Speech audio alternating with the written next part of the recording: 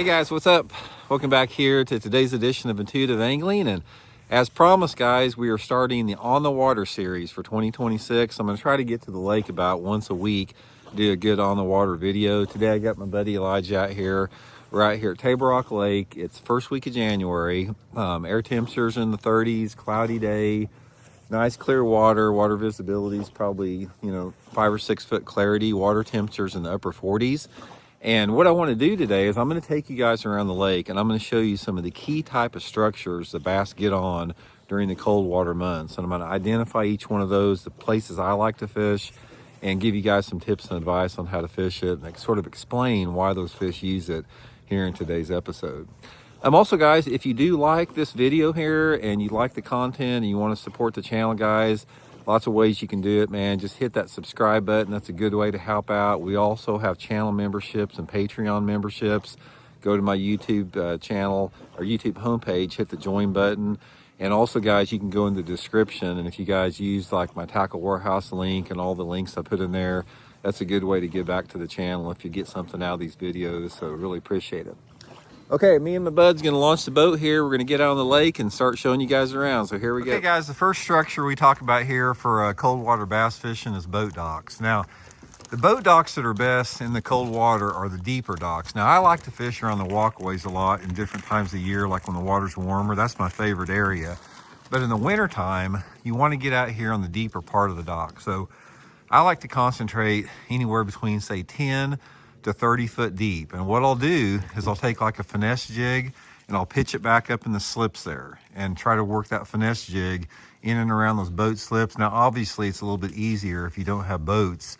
This is a marina in there, so you sort of have to be careful with that. And another thing I'll do on these deeper docks, the ones that are like here, you can see it's 15 feet, but it's gradually getting deeper, is I'll take a jerk bait or an A-rig, an Alabama rig, and I'll make long casts parallel down the outside of these docks. A lot of times on those deeper docks, the fish will suspend along these outside edges, but it's really hard to beat a little finesse jig. Like, see the corners right there, like that crack?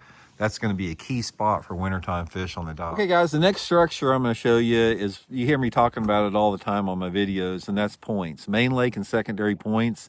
These are key bass structures. It's like, there's not a better type of cover for a bass on a man-made lake than some type of a point. They offer a lot of different diversity for the fish. They're good feeding opportunities or staging areas. They offer, like a little highway section, access to deep water. Points are excellent areas to catch bass. And there's a lot of different ways to fish it. So what I'm going to do here, I'm going to graph this little point out. I'm going to show you what it looks like on the electronics. And then I'm going to also show you how the point lays out and sort of give you guys some tips and advice on how I like to fish a point. Now, one thing about points is not all points are the same. They're all, they have different levels of sharpness to them and different slopes on them and different type of rock structures. Say, for example, here, this is a nice, what I consider a rounded point. Got big rock structures, lots of different areas you can see here, for the crawdads to hide in when you got this broken rock. This is an excellent type of a point because it offers a lot of habitat. And other points, like one you can see across the lake over there, that's going to be more of a gravelly type point, which can be good too. And another thing to remember about points, guys, like there's another little point there, is the point does not have to look like a real defined point for it to be good. A point is basically any type of rounded area, the extremity of that roundness can vary, that leads back into some type of a cove area. So here's the back of a cove. This is what's called a secondary point. We're in a major creek arm here, so this is called a secondary point. Now, the way I like to fish in cold weather, there's two different options on this based upon your water clarity. These fish are either going to be bottom related, in like 15 foot of water or less, hanging around the rocks like that, feeding on crawdads, or they could be deeper out off this point in like 25 to 30, 40 foot of water on the bottom, or they can be suspended out off the point. Now that's what a lot of the times that, like in the middle of these creeks off these points, you'll see all the spotlighters sitting out there. This is not, I could care less what they're doing. That's not real bass fishing. I'm teaching you guys how to real bass fish here. But these, regardless, you got three different populations of fish here. You got the bottom fish, less than 15 feet of water, the deeper bottom fish out here, and then you got the suspended fish. Now, the depth that they use is going to be in relationship to the water clarity. So say, for example, here, let me show you, I'll get up on the bank here and I'm going to show you how clear the water is, just to give you sort of an indication here. Right there, you can probably see the bottom of those rocks right there. See that right there? So we have got probably about, I'm going to guess 5 to 10, or excuse me, about 5 to 6 foot of water clarity here. So given that, that is considered a clear water environment. And when you have clear water, that gives the bass more options. So the bass in this situation here, they could be, again, 10 foot deep, they could be 40 foot deep on the bottom, or suspended. Now, as your water clarity deteriorates, say for example, we only have 2 foot of visibility here. If you have less water visibility in cold water, the fish are going to be shallower, they're going to be more bottom oriented, and there's going to be less fish suspended or deeper. So as your water clarity gets more stained, forget about the suspended fish and move up shallower on these points. Okay guys, now we're going to graph this point here, and I haven't graphed out off the end of this point, but I'm going to show you how I go about it. The first thing that I do is I'm going to make several passes over this point here and sort of see what we have available. So you can see right here, like I said, we're in the cove, got about 17 foot of water here. It's going to be dropping off. And you can notice stuff like this, guys. These are some bait fish schools here. There's some fish on the bottom you can see. All you need is 2D sonar, guys. You don't need all that crap with live scope or side imaging. All you need is 2-dimensional sonar. But pay attention here, because like there's some standing timber. There's some fish around the standing timber there you can see with it. I'm going to keep really a look for bait fish and just sort of see what general activity. There's a school of bait fish right there about 7 foot deep. So we're in about 17 foot of water. So I'm going to graph this point and this depth, and then I'll be turning around and see what it looks like a little bit deeper once we get out off the end of it here. Now, like I said, the thing that I'm looking for more than anything on these points is I'm looking for bait fish. I don't really care about seeing fish. I'm looking for any available cover. This is what standing timber looks like here. Submergent standing timber. Fish like to suspend in the top of these. So 14, we're going to back off deeper. Now we're going to turn around on the point and get a little bit deeper on it. Got some rock there on the bottom you can see. Starts to break off here. This is a key area, guys. Once you start seeing any type of a break into deeper water, this can be a key area for those fish to get into. In the winter time, when you got clear water, you know, these fish can get really deep. There's another standing tree right there. Now, a lot of times in these standing trees, you know, there's fish there that you can't see it. But like I said, I'm looking for bait fish out here. I don't really see much bait fish out deeper here. Now, if you noticed, when we were up there in 15 to 17, we started seeing a little bit more bait. There's another standing tree right there, 32 foot of water. But what I'm noticing out here is I'm not noticing much bait out deep here. That right there is probably a standing, it looks like fish, but that's probably another submerged tree there. Okay guys, let's have a little bit more of a discussion on points here. I just showed you an example of just a rounded main lake point. And most lakes, man-made lakes, they have lots of points on them, some more than others. Like here in the Ozarks, we have thousands of different points, and they're not all created equal. It's like every single point has a different slope to it. It has a different rock configuration. It has different type of wind coming in on it, different type of cover. And bass will use these points at different times of the year, or not different times of the year, but different times of weather patterns during the cold weather months. So you got to figure that these shad, you know, that these fish are feeding on in the wintertime are moving up and down this creek. And one day they may pull up on like the point we just showed you, and other days they're not there.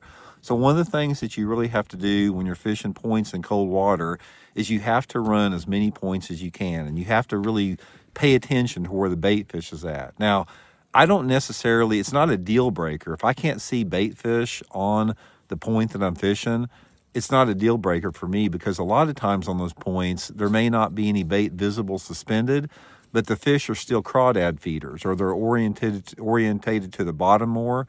So if I don't see bait fish suspended, that's when I usually fish more bottom bouncing lures. I'll fish a swim bait close to the bottom, or I'll throw a football head jig or some type of a finesse jig on the bottom. But if I do see a lot of bait fish, you know, like we saw when I was shallower, like in 7 to 10 foot of water, that's when I'll go to like the swim bait, the jerk bait, and the A-rig and try to target those suspended fish. So, you know, like I said, I have never seen a situation, if you have a point that has any proximity to deeper water, it's going to be good at some time. It may not be good the day that you're out there, but it could be good the very next week. I'll give you guys a prime example here. So earlier this fall, I was on a really strong shaky head bite on points. And I had this one creek, there was about 6 or 7 nice secondary points in this creek. And I went down there, I was down there for like 6 or 7 trips over a course of a month and a half. And every single trip that I went on, they would be on 1 or 2 of those points, but not the other ones. And then I'd go down there, say for example, if I caught 10 fish off of one point, I thought it was a really good point, and then I went to a different point in that same creek and I never got a bite. The week after that, I'd go to the point where I caught a bunch of fish and I'd never get a bite there, and I'd catch 3 or 4 off the one that I did not get bit on. So don't ever assume that just because you don't catch them one day on a point, you're not going to catch them the next. Okay guys, here's another little quick spot you never want to pass up during the winter time is anytime that you have a little boat ramp. It doesn't have to be a big boat ramp. This is just a little bitty private ramp that you can see right here. Got concrete on it. These are key areas in the cold water fishing. I like to take a crankbait or jerkbait fishing up along there, but I don't ever pass those up, man. If I can see any type of a ramp like that, you definitely want to fish it. Okay guys, now I'm going to show you one of the most overlooked and one of the best winter type or cold water bass fishing situations, and that's called a ditch or a gut. If you're not familiar with this, what it is, and I'm going to show you guys here in a second, I'm going to turn the camera around, but a ditch or a gut is basically the middle of a cove. And a lot of times in the cold water months when the water's in the 40s and 50s, these fish will live in these ditches and guts all over the country. A lot of you guys that fish those blueback herring lakes like Lake Hartwell, you know, Lake Murray, that type of stuff. This is famous type water for that. Lake Lanier, Georgia, really good areas for fishing guts, or here in the Ozarks.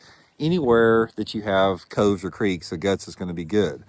The bass get in here for a couple different reasons. Number one, there's a lot of shad that will live in these guts all winter long. It offers an opportunity for bass to be on the bottom or suspend. It offers access to deep water. So I'm going to turn the boat around here, or turn the camera around here, and I'm going to show you what it looks like, what a gut or ditch looks like, and give you guys some tips on how to fish it here. Okay, now this is what I consider a gut or a ditch. We're about halfway back into this cove arm. Let me sort of turn the camera around. Right there where those 2 docks are, that's the main part of the creek.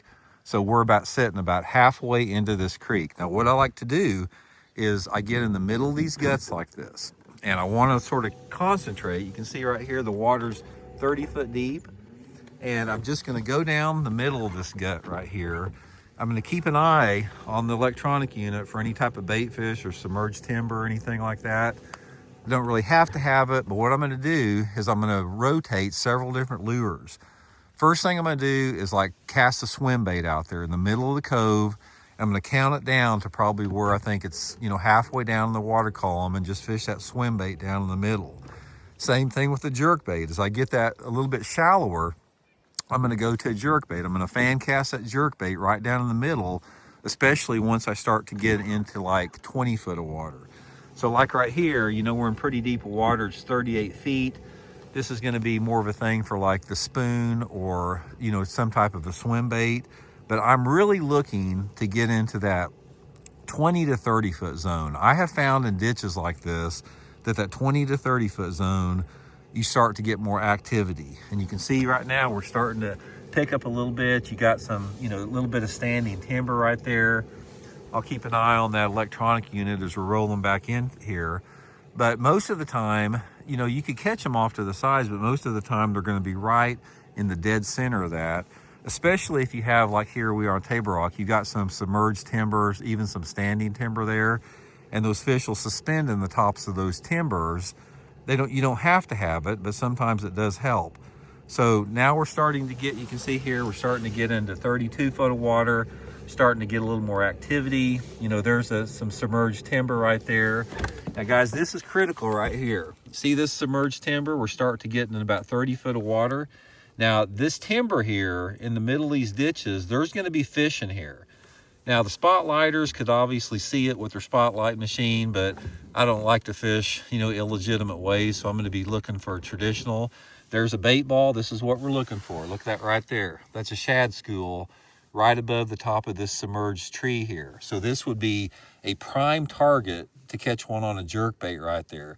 It's about 10 foot deep, perfect zone for a jerk bait right over the top of those trees. Right now, you can see we're in 27 foot of water and we are in the sweet spot. This right here is where I expect to catch them. So since I'm starting to get into the 20s, I'm going to be pulling that A-rig out and the jerk bait. I'm going to be fan casting all over in there, you know, trying to target all those submerged trees and structures right there. Okay, another thing about when you're fishing these guts like this is you don't have to target suspended fish in there, or you don't have to have submerged timber. A lot of times these fish will get right on the bottom, in the bottom of those ditches.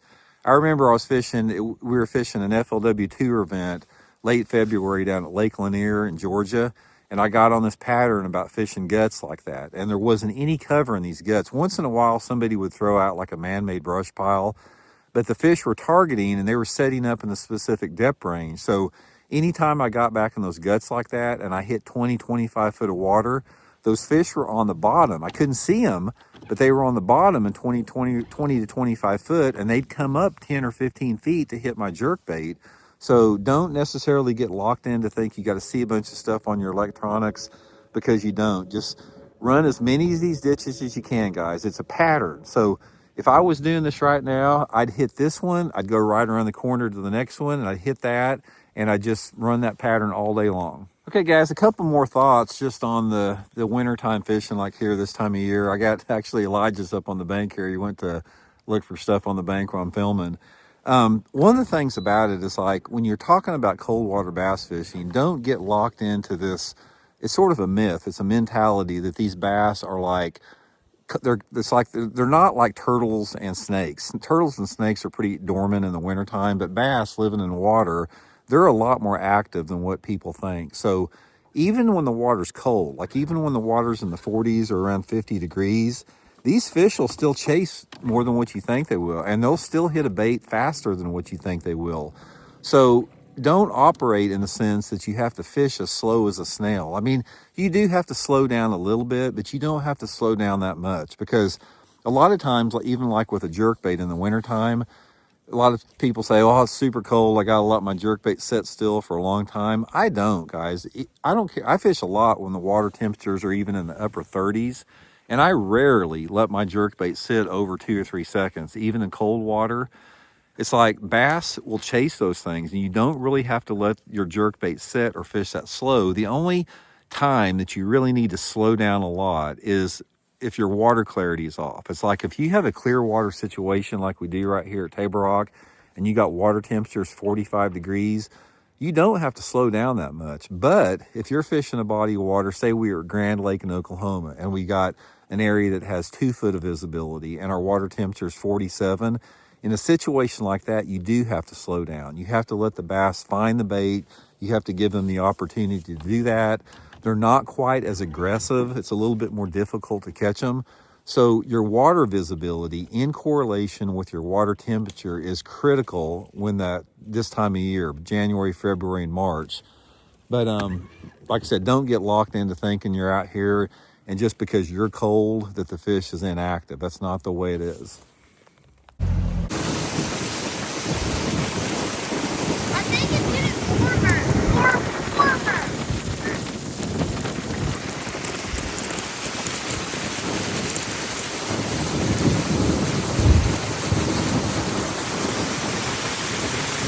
Do not drop your phone.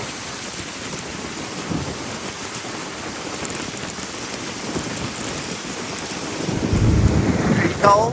What? Are you cold? No, I think the temperature got warmer.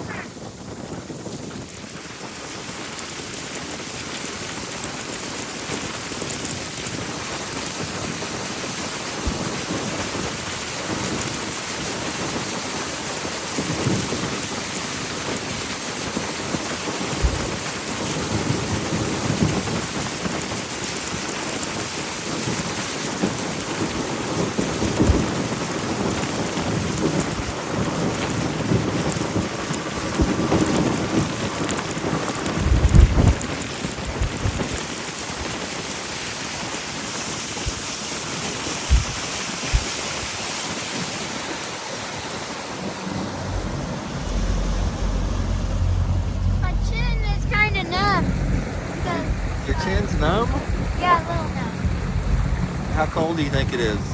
I don't know. Pretty cold. My chin's sort of numb too.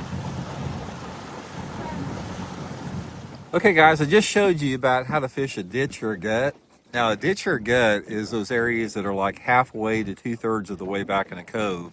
Now what I want to do is I want to show you how to fish for suspended fish out in deeper water at the mouth of those guts. So in other words, I'm going to take you to a spot here where we're out close to the main part of the creek. We're at the mouth of the creek. And these fish in the wintertime, they will suspend. It doesn't have to have you. It helps if you got submerged timber, but you don't have to. But in cold water months, they will suspend out here in this really, really deep water. Now, excuse me, these are the type of areas the spotlighters target all the time. And of course, you know, forward-facing sonar is an illegitimate way of fishing. So I'm going to teach you how, or I'm going to show you guys and explain to you how to fish it with traditional bass fishing techniques, and you can still catch them. So here we go. Okay, now here we are at the mouth of the cove, guys. There's there's one main point going into the cove. There's the other main point, and then there's the cove that goes back in there. So we're out here in the middle of the cove towards the mouth, and we're going to be keeping an eye out for not only fish, but some type of timber. Now here we go. Here's a prime example. You got some deep submerged timber right here. There is another tree right here. See, it comes to 40 foot on the top of it. There's some timber. We're sort of in this ditch right here. Got a lot of cover down here that comes up to about 40 foot of water. This is a prime area. There's a piece that comes to 30 right there. Okay, now what you want to do is when you get out here in the mouth of these creeks, and see there's some excellent timber right there. All this stuff right here, pay attention to the timber tops. And what I'll do is I'll get my trolling motor right over the top of these things, and I'll fish a jigging spoon or a drop shot. And say for example, water's 56 feet deep right here. You can see right here, this tree top's coming to about 35 foot of the top. I'll just get out here over the top of these trees and I'll fish vertical right over that submerged timber right there. And I caught a lot of fish doing that. A jigging spoon is really, really good for this type of area out here. So let's crank up. We'll go a little bit further out here and look around, see what else we got. There's a really good looking spot right there. That right there, let me see, that could be a big shad school. See that right there, guys, that's hard to say. That could be like a big shad school, possibly a piece of standing timber. But on two-dimensional sonar, you don't know until you fish it. You fish to find fish. That's what real bass fishing is. So I would definitely be fishing over the top of that. Now see, this comes to 17 feet of the surface right here. So these trees right here would be susceptible to catching them on an A-rig or a jerk bait or something like that. Now, a lot of times, I'll even get out here in the middle of the creek. See, we're actually on the main creek right here. There's the entrance to the cove. There's the cove back there. There's the right-hand point entrance. We're right out here in the middle of the creek. And a lot of times when it's really cold, these fish will get out here and they'll stack up at the mouth of these coves here.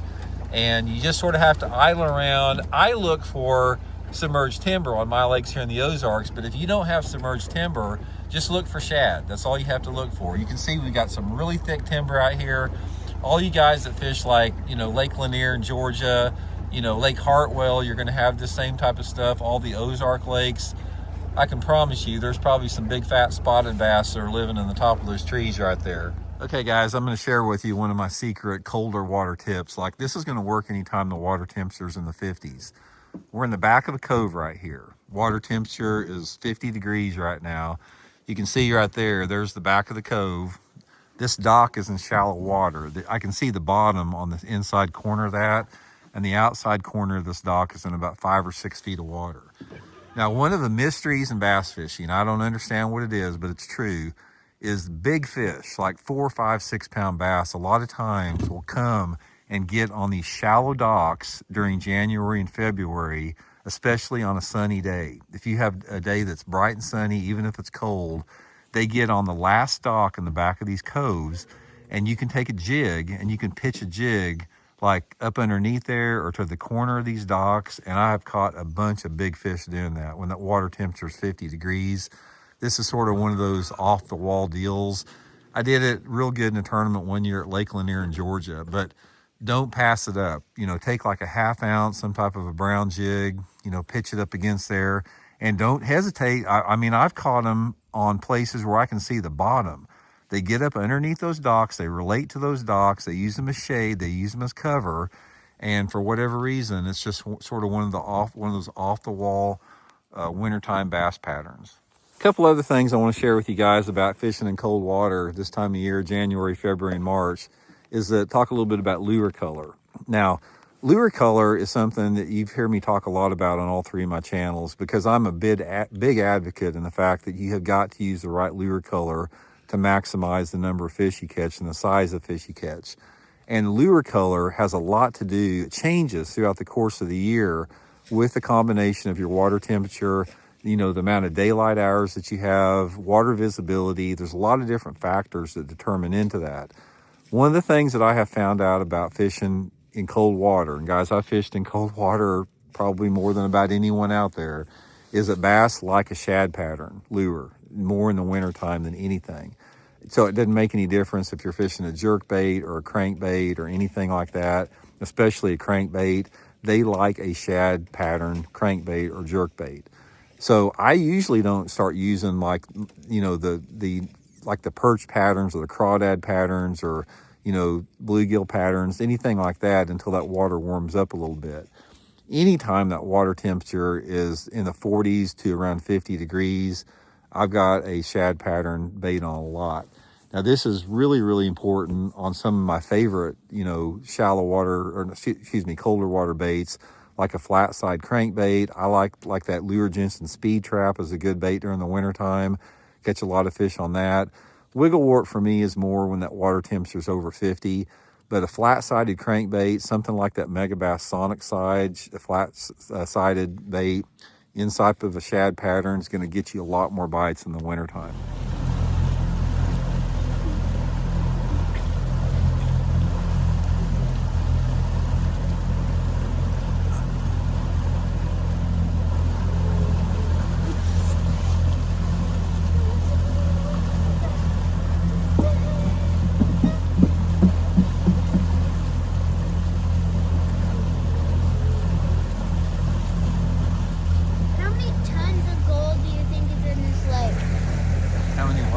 Tons of gold. Probably none. Yes, there's tons of gold. There is, Brad. Yes, there is tons of gold in this lake. In the rocks, like in the dirt, there's gold. Okay, there might be, I guess. Okay, guys, one of the things you really need to be aware of also, if you're fishing when the water's cold, like in the 40s or 50s, man, you got to be careful not to fall in the lake. It can be super dangerous. Hypothermia can set in almost immediately or very quickly. And I know because I fell in twice, you know, in my lifetime in cold water. And one time the water was in the 50s, which, you know, wasn't that bad. But I was fishing down at Grand Lake in January about 30 years ago one time, and I fell into 42-degree water, fully clothed. And if you've ever fell into 42-degree water, it takes your breath away immediately. I don't know what it is about it, but as soon as your body hits that water, it's like the breath is sucked out of your lungs. It's a really, really weird feeling. And this particular one, I was fishing in this cove there, and I wasn't going that fast on the trolling motor. I had it up on my maybe like, you know, 4 or 5. But I guess I just was standing wrong, and I hit a stump that stopped me dead, and I went head first into the water in 42-degree water. And I tell you, it's not that easy to get back. When you're fully clothed, it's not that easy to get back in the boat. Because back then, we didn't have ladders back then. This was 30 some years ago. So I had to just muscle it up over the side of the boat. And my soaking wet, you know, winter, I think I had some of those, like, you know, the big, you know, what they call them, the jumpsuit type things, the one-piece jumpsuit. And fortunately, I was about probably, I don't know, a half a mile away from the truck. And by the air temperature was in the 30s too. The time I got back to that truck, guys, it was all you wanted. So don't ever put yourself in a position where you endanger it. If you're fishing in the wintertime, never run fast on the lake. You don't ever want to run fast. Try to keep it like 25 or 30 miles an hour in case you would hit something. And just be aware. If you've got objects in the water, just be aware, because if you're somebody that's not in real good shape and you fall into 45-degree water fully clothed, you might have a very difficult time getting back in. This one friend of mine, I remember he was testing a boat out. He was down at Bull Shoals Lake years ago, and he just got a brand new boat, bass boat, and he was testing it out. And I think that something had happened. It's like he was testing the boat out, and he tried to make a sharp turn with it, and it nose hooked, and it caught it. If you've ever nose hook a boat, it turns it real sharp. He got thrown out of the boat. He had his kill switch on. He got thrown out of the boat. And when he got thrown out of the boat, he was probably, I don't know, 30, 40 foot away from the boat. So he had to swim like 30 or 40 foot. He said, and the water temperature was in the 40s, he said by the time he got to the boat, he said he couldn't get back in. He fortunately was able to, put his foot on the motor of the big motor and trim himself out. But he said it took every single ounce of his strength and energy to get back in that boat. He didn't know if he was going to make it, and he was in his probably late 30s at the time. So just remember, guys, don't ever take any chances out there. Okay, the next spot we're going to look at is what is called a rock transition area. Now, this is just a sort of a small example of it because they can be different sizes. But a rock transition area is a key cold water location, especially when the fish are a little bit shallower. So say, for example, that water's closer to 50 and the fish are on a crankbait a little bit. So this would be a really good example of what we got here. Now, if you look at the bank right here, you can see you've got some mixed rock right here. You got a little bit of gravel. You can see you got some baseball sized rock with that. And then right here, you have a transition to larger boulders. Now this is subtle. It doesn't look like there's much here, but this transition runs out into the water here. So in other words, everything that you see on the bank here is going to be out a little bit deeper. Now look in front of us here. Look at the obvious right here. You've got this rock transition from a larger boulder right there to this flatter gravelly area. This is going to be a key transition area. This is a great example of any type of a rock transition. Anytime you see this in a cold water situation, target it. Now target it with a crankbait. You can get off with a jerk bait. You could even fish a jig right here, but this is a prime example of a type of area that the shallower, colder water bass like to live in. Now here's a good example of one of my favorite cold water fishing locations, and that is the channel, just a long, rocky channel bank. So in this particular situation, what we have is the creek channel swings in real close right here. This is what's called a channel bank. It's a sharp drop, not necessarily a bluff bank, but it's just a sharp drop into deeper water. Now, when the water temperature's in the 40s and 50s, one of my favorite ways to fish a channel bank like this is to get in tight. It's like I'm getting my boat in. You can see it's about 7 feet deep right here, 6 or 7 feet. And I'm gonna make long casts parallel to this channel bank, specifically with like a crankbait or a jerk bait. Now, if I'm fishing a jerk bait, I'm probably gonna pull out a little bit further, sort of in that 10 to 15 foot range. But if I'm gonna fish the crankbait, it's gonna be shallower. Now, the crankbait is going to be better if that water temperature is like 50 to 55 degrees. Jerk bait is going to be better deeper if that water temperature is, in the 40s or low 50s. And then you could possibly even catch some out even deeper here.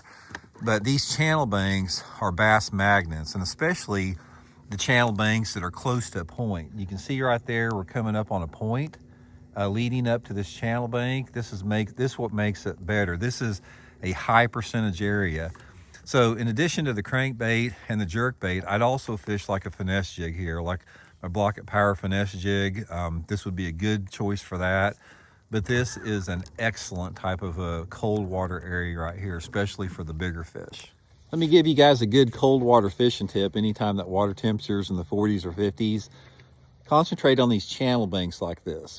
Anytime that you have a steep rocky bank like this, if you take a look down there, where you have deep water close by to it, where the creek channel swings in, this is a prime area for cold water bass. And the way that you want to fish these things is you want to parallel them in cold water.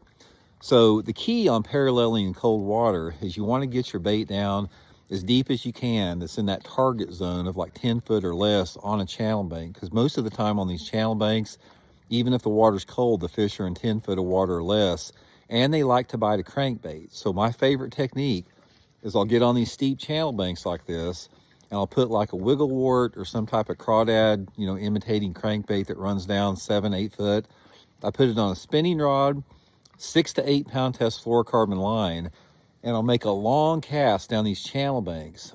And if you put a bait like a wiggle wart on that normally runs, say, 6 or 7 foot deep, and if you put it on 6 pound test line and make an extra long cast with a spinning rod, you can get that bait down like 10 foot deep in a range that most fish don't ever see it. So get on the channel banks like this, just start to tick the bottom, try to keep that bait as close as you can to the bottom in about 8 to 10 foot of water with a slow stop and go retrieve. Make sure your bait's weighted, like with a suspend strip, so it doesn't float up because you get extra depth like that. And just cover lots of water like this. Get on these steep banks, cover water. It's a great way to catch them during cold water. Okay, the next spot we're looking at is very similar to like the docks we started, you know, the Marina docks we started in the beginning of the video. And these are the the break walls here. Now these break walls are pretty common around any type of marina area. You know, they're designed to keep the wave action away from the docks from damaging them. Excellent cold water areas for a couple different reasons. First of all, most of the time, they're located over deeper water, and the bass love to suspend around these things and use the bottom both. So two different things. Pay close attention. I'm going to get up here and show you guys. On the ends of these things, you're going to have cables going into the water here. Let's get up here a little close and I'll show you. But look for these cables. Like, see right there, that cable going into the water? That cable going into the water is connected to usually a big concrete block down underneath it. And a lot of times those fish will get underneath these concrete block or around these concrete blocks, you know, where the cable goes into there, and you can catch them on a jig or a shaky head.